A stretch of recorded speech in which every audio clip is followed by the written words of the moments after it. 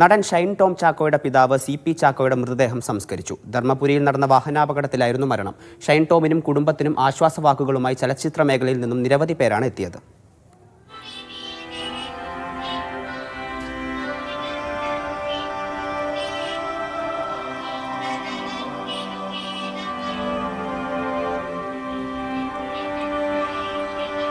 തൃശൂർ മുണ്ടൂരിലെ പരിശുദ്ധ കർമ്മലമാതാ പള്ളിയിലായിരുന്നു സംസ്കാരം. പിതാവിനെ അവസാനമായി കാണാൻ ചികിത്സയിൽ കഴിയുന്ന ഷൈൻ ടോം ചാക്കോ ആംബുലൻസിലാണ് വീട്ടിലെത്തിയത്. ഷൈൻ ടോമിന്റെ അമ്മ മരിയ കാർമൽ സ്ട്രെച്ചറിൽ കിടന്നാണ് അന്ത്യോപചാരം അർപ്പിച്ചത്.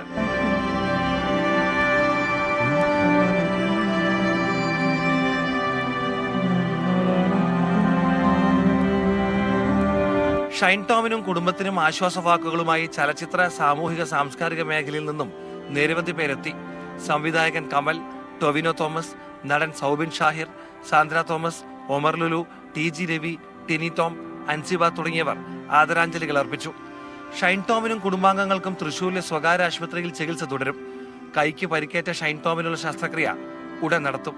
മീഡിയ 1 തൃശൂർ.